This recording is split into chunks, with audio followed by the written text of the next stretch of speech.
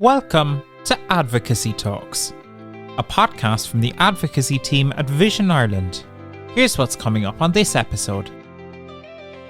It makes me think whether it should be, I don't know whether compulsory or a good idea to train those workers within these premises and make them aware of different types of accessibility and what they mean. Because it really is very basic when you're looking for a service that is supposed to be offered to you, but you may not avail of it because they're not able to explain that this is actually the case. And now, here's Madeleine McNamara. Hello everybody and welcome to Advocacy Talks, and thank you so much for tuning in today. We're really delighted to have you. Well, on our last episode of Advocacy Talks, I spoke to Jamie Miller, who was the policy officer in Vision Ireland, and it was all about budget 2026. So if you missed that and there's anything you'd like to know about the budget and how it affects you, please do listen back to that. Well, today we're talking all about audio description and how it plays such an important role in making all forms of entertainment, whether that be television, cinema, and even sporting events, more accessible for people who are blind or vision impaired. So to help me discuss that today, I'm joined by Dr Lucia Pintado Gutierrez, who is an assistant professor at the School of Applied Languages and Intercultural Studies in Dublin City University. So, Lucia, you're very welcome to Advocacy Talks. Thank you so much, Madeleine. You are so kind to invite me to be part of your podcast, of your series of podcasts. Thank you. Oh, you're very welcome. And the reason we've asked you to sort of talk to us about this is because you're an expert in the area of audio description, having just had a report published, which is called The Challenges of Audio Description in Ireland, Bridging Education, Users and Industry. So, you know, a lot in that title and a lot for us to sort of talk about today. But I thought before we kind of delved into the report, it might just be really interesting to sort of just say, you know, maybe get you to tell us what is audio description. It may seem obvious, but I think for anyone who's not used it or come across it yet, what is it? What does it mean? What is it? Well, audio description, in short, is the translation of the visuals into words that will help blind or visually impaired people to know what is happening, whether it's in a screen or in a live act, such as, you know, it could be like sport, opera, cinema, museum, but also screen. So that is put in short. Overall, it's a much more complex service which is offered in more or less measure across the different, across different parts of the society and depending on what countries in one way or another. Yeah. So really, I mean, it's as you say, I only kind of started using audio description myself not too long ago, a few years ago now. I guess I was always thought, I can see enough. I don't need, I was thinking of it in terms of television. I don't need that. I can see enough, and came across it by accident. And then I was astonished, actually, as to the level of detail that I was actually missing without it. So it was a real, excuse the pun, it was a real eye-opener, for me. And then now I find I don't want to watch anything really without it because it makes such a difference. But, we're aware that there isn't enough of it. So I guess, is that probably why you have done, this report? And maybe you can tell us about the report that you undertook. Sure. So audio description is a service, as I was mentioning before, that people can be more or less familiar with or more or less aware of. I originally come from Spain. I've been based in Ireland for almost 25 years within academia, and I work very closely with colleagues in Spain in academia as well. And some of those colleagues are experts in audiovisual translation, ADT. And within Spain and various European countries, audio description is actually a service which is researched under the field of ADT, audiovisual translation. And so when working with them across a series of areas, it just dawned on me that, number one, there isn't all that many programs in translation and interpreting in Ireland. And number two, that most of the professional or the trained undergraduate students that were actually going to be working on that field in Spain, but also in many other areas or countries in Europe, had been studying translation and interpreting, which is a much more spread out course and popular, by the way. So that's when audio description kind of caught my interest. It's funny because I would have always been aware of accessibility issues. My grandfather was deaf, not fully deaf, but he had he had about 20% of hearing, and I was always very aware of that side of things. And this kind of brought me back to him and my memories of how we didn't really pay attention to him because he did mix and mingle very well with everybody. He was a very warm person, and everybody kind of loved him. But then kind of this drove me back to him, and I started to work with colleagues in Spain trying to see what the status was here in Ireland, and see how I could bring it a little bit more into the classrooms so students could actually try to think that they are experts in communication when they study degrees such as translation studies, or when they do languages. But as part of those, as being expert linguists and expert in communication, they did not envisage that perhaps this could be a field that they could devote their professional interest into. So I guess we're kind of thinking then that audio description is a form of translation because it's translating the visual into the audio. Would that be kind of where you're thinking of this? Exactly. Within the field of translation studies, this is what it's called, like a type of translation, which is intersemiotic. So it's a translation across different systems, as you rightly say, between the visual and the non-visual, if that makes sense. Okay. So would I mean, obviously there are people working in audio description at the moment, and where would they have got their training? Would it be on courses like yours that they would have their training at the moment, or is it done somewhere else? It's funny that you should say that, because the only way I could embed this area of audio description was within one course that I would have been teaching for a long time for final year students doing translation and advanced language. So what I did is I tried to follow a very well-known stream in academia within areas such as, Spain, which is audiovisual translation applied to the didactics of language. So I tried that my students would play a little bit around with audio description, and they would produce an audio description in Spanish. And that's, yes, and it's actually wonderful.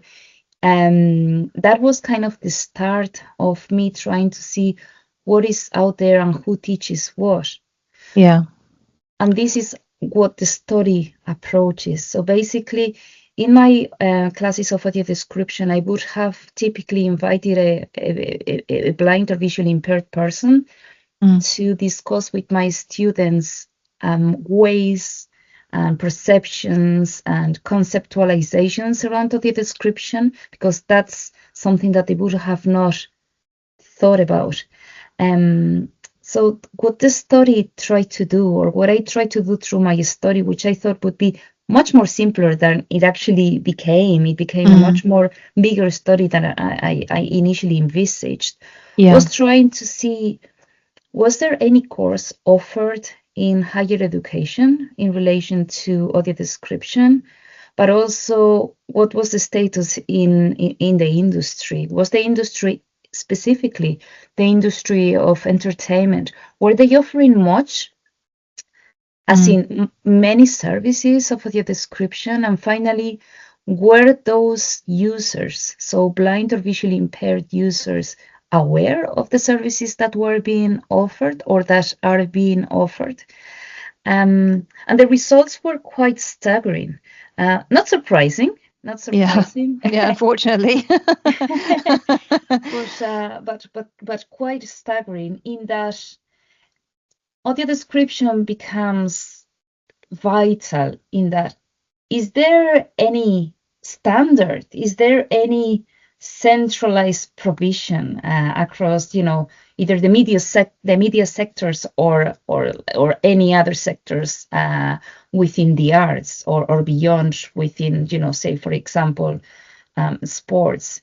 So the results show that this requires a coordinated strategic national effort, because as things are at the moment within the field of audio description, it is a very, very fragmented reality. So the provision is inconsistent, and so and there isn't really any legislation that does cover it. From reading your report, you mention a few different sort of legislations, but none of them is sort of very clearly covering it, is it? I mean, Online Safety and Media Regulation or something Act, I think, was one of them, which maybe did talk about it. The EAA has sort of standards for making, the digital world accessible, but it was hard to pin down from what I could read that, so legislatively it's quite poor in terms of ensuring that these services are available. Would that be correct? It's very difficult in the one hand because most of the regulations are coming from Europe. And as European regulations, they are quite vague when determining how each of the countries of the European members are to implement them. So in many cases, it depends on each of the European members to determine how these measures or these regulations are going to be implemented. Now, this is improving, and with the new legislation in 2025, there is great advances. But if you look at the regulations and you compare on how the industry of their understanding of the regulations, the funding that they have allocated to implement such regulations, and the provision that they can actually offer, so everything becomes quite complex. Yeah, I mean, I was looking, for television. I know, RTE would have, an amount, a percentage that they have to provide. So I think it's 10% at the moment, which they have exceeded. So, RTE 1 and 2 is what 13.8% or something of their programs are, and RTE Junior is 15%. So they have gone over their sort of required amounts. But at least it's something, at least there's some kind of thing. But in terms of the provision in cinemas or in, theatres or, museums and sporting events, is there any kind of, percentage that anyone needs to get to or not? I don't think there is. But I don't think there is. I think that's a very tricky question, Madeleine. Yeah. I actually have to say that Commission Amon, as the regulators for media accessibility, are doing a great job. I mean, they are revisiting the regulations very closely. They're looking at there is a certain guidelines that have to be complied with. The quotas have been exceeded, as you were well mentioning before. So RT Junior is, now at 15%, when Ofcom, the regulator in the UK, is complying with just over 20%. So we are getting there, definitely. Yeah, it's definitely improving. Definitely improving, and that is great. The problem is that media accessibility is in a very different position to live events. Within theatre or arts, say theatre, museums, galleries, it's a very different reality because there is no regulator really for the moment. That is, and I guess it's such a fragmented kind of industry. Sorry to cut over you there, but it's in the sense that in the television sort of there's the big organisation, RTE or Virgin Media or whoever, whereas in sort of theatre and museums, it can often be, it's one theatre here or there, not necessarily owned by multiple people. I guess cinema is a different case where they should be, because they would have multiple cinemas across, one company might have quite a number of cinemas, but I can see how it makes it more difficult though with something like theatre or museums to do. And as you say, it's a very interesting, so ADESI became a very interesting kind of project, because I was able to knock on doors, and actually people opened doors for me. So I would have been in contact with Oran O'Neill in RT. I would have been working with Commissioner Mon as well, Niamh McCall, but I've also been working closely with Padraig Norton, who's the executive director in Arts Disability Ireland. Yes. Padraig describes a very fragmented and very complex reality in which, depending on the budget allocated, if there is any budget allocated, or if anybody decides to require some money or require some budget allocated for the description, is very difficult. It's very difficult, the fact that Dublin is, or seems to be, like a central hub, but beyond Dublin, arts become something way less accessible because it's simply very difficult to implement things. And going back to your questions, if we're thinking of cinemas, when films are produced, they do have an audio description, but these rights are not always bought with them. So interestingly, I try to reach out to in as much sectors of the industry of entertainment as possible, including cinema. And if I am correct, not one cinema got back to us. Really? Yeah, that's shocking, isn't it? And as you say, there are so many cinemas, and disappointingly, one of my local cinemas, a good number of years ago now, they did a whole total revamp, and it took a long time. But not all of the screens have the facility for audio description even in them. So not only, you're very restricted, so that if a film is showing in one of its screens that doesn't have the audio description, then there's no audio description. And you just wonder why at that point, when that big refurbishment was done, was audio description not put into all of the screens? And should that not be a requirement then? That if it's like everything, retrofitting is always more challenging. But if there are changes being done, and maybe that would come under the European Accessibility Act. Maybe if they did the refurbishment now, maybe it would have to, but I don't know.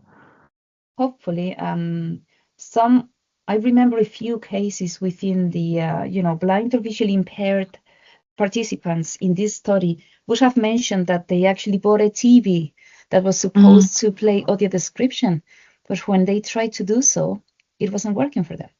It was as basic as that they were already looking for the service, and when they bought the device, it wasn't working.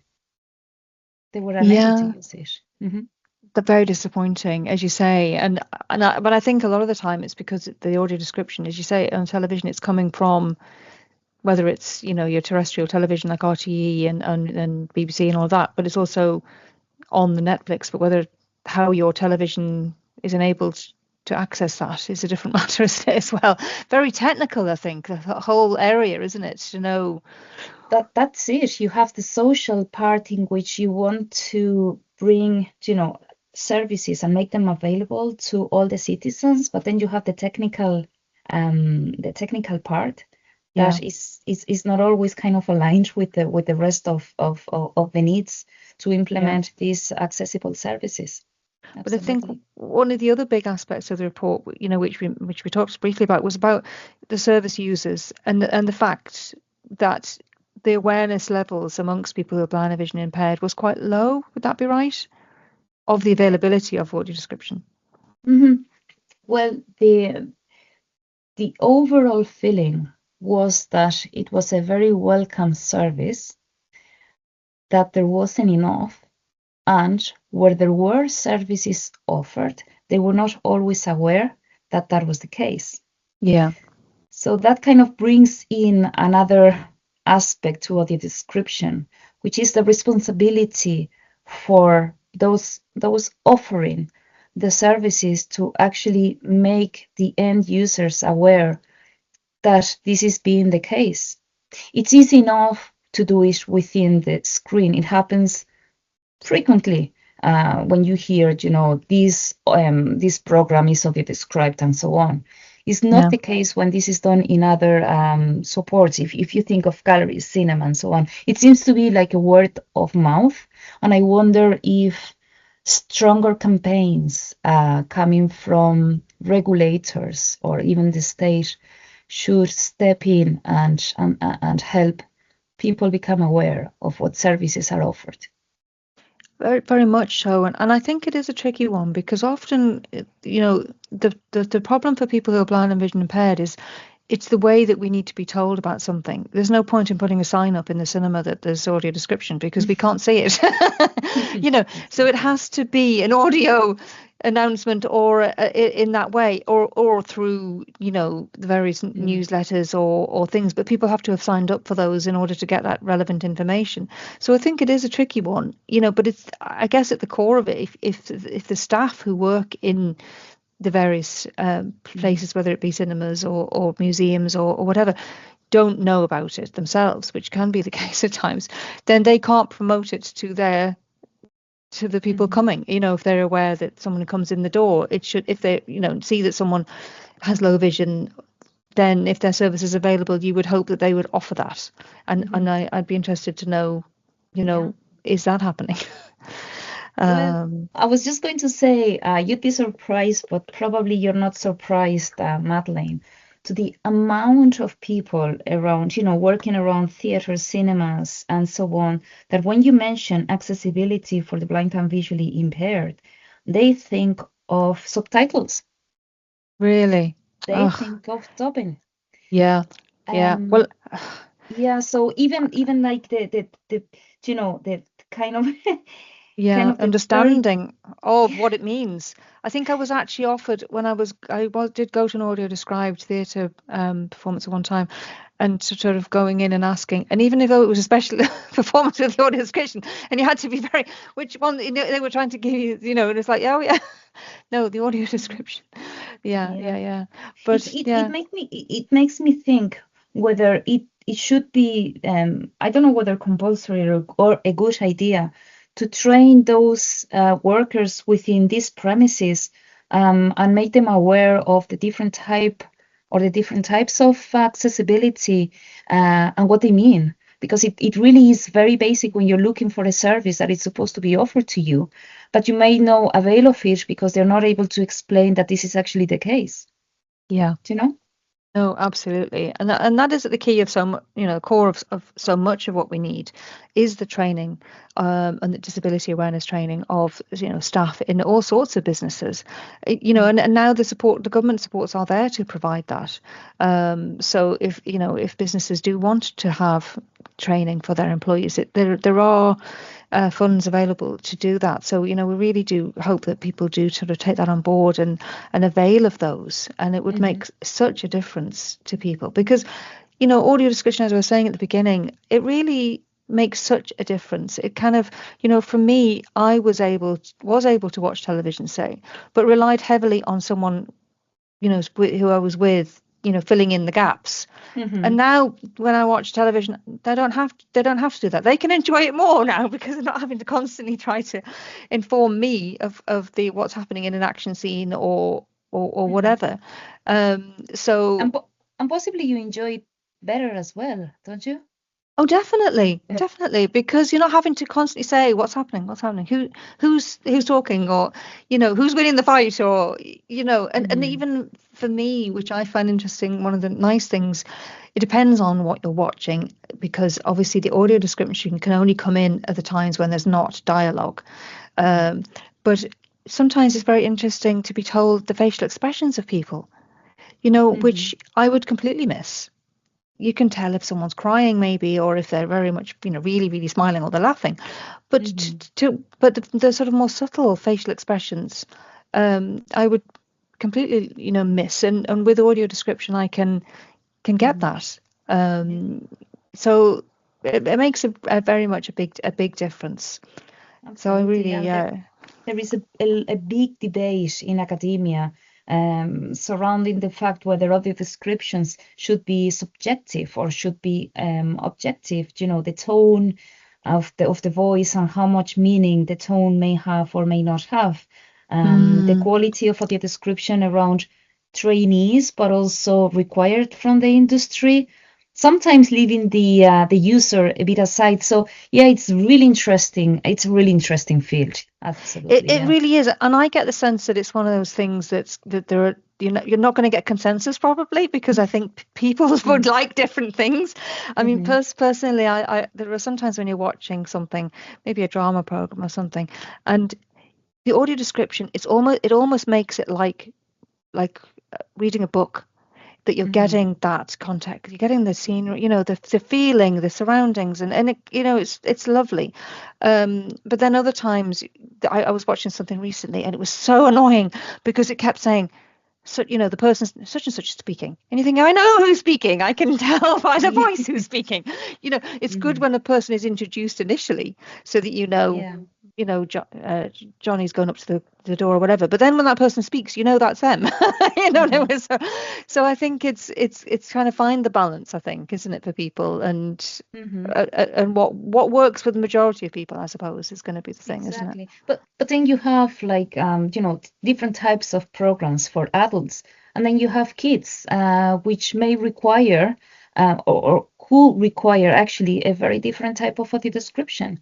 With my students, I work on cartoons, and it's amazing the amount of observations and different ideas that come through, not only from describing what to describe, but also the tone of the voice that, may enthuse a kid to stay in front of the TV and actually watch the same cartoons that the rest of their friends are watching.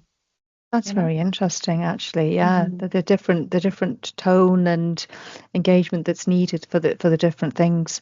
But as you say, that's television, and we won't go on too much more. But a very different experience for something like a museum, I think, or a theatre.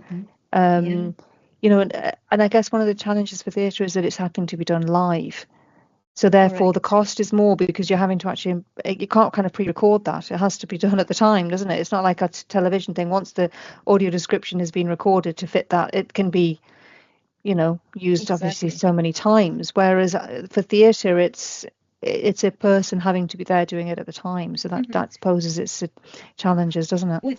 With theatres, there's an interesting aspect, Madeleine, which is that of the touch tours, in which, before the show starts, some attendees might be able to go and touch the clothes that are going to be worn, to kind of like have a feeling or of what the stage may be like, and so on. So there is kind of complementary aspects within theatre, within museums as well. They are starting, I know in the Hunt Museum in Limerick, they were starting to reproduce certain objects that the blind or visually impaired could actually touch and get a feel of what they were being described, that typically you cannot touch because they are behind a glass or anything like that. And if you think of live audio description, if we go to football, for instance, the Bohemians are a team that would have implemented audio descriptions since 2019, 2020 with James. So it's a totally different experience. So audio description, it just has so many doors to open. Absolutely. Yeah, no, they're both great examples. In the Hunt Museum, I've heard so much about that because quite a number of our service users were involved in the project, happening there. And it just really an amazing work they've been doing. I think what they did, if I'm right, is they made 3D models of some of the objects so that people could actually experience, to actually touch them without having to touch the real, if it was a delicate item or whatever, they could still get the sense of what it was. So yeah, there are so many different avenues and ways that things can be made accessible, and it is great to see that increasing and improving all the time. But thank you so much. I mean, hopefully, I know your report is being officially launched in February. Is that right? That's correct. Yeah. So there will be more information about the exact date and the venue, which will be in DCU. If anybody is interested in attending, it will be an open event, so just contact me. Oh, fantastic. I mean, I'm just hoping that the people who need to know about it in order to maybe, make the changes that we need will be there and get to obviously read the report and take on board all of your recommendations and make it so much more fulfilling and inclusive world for all of us, which would be fantastic. So thank you so much for talking to me today. It's been really fascinating to learn all about it. Thank you so much, Madeleine. My pleasure. You're very, very welcome. And just to say to everybody, if you have anything that you need, any support from Vision Ireland, you can always find us at our website at www.vi.ie, or you can call our info line on 1800 911 250. But look, until next time, we'll see you then. Bye-bye. Thanks for listening to Advocacy Talks. To get in touch with our advocacy team, send us an email to campaigns@vi.ie, or why not join one of our local advocacy networks, where you can work together with others to solve some of the biggest problems facing blind and partially sighted people in Ireland. Thanks for listening, and see you next time.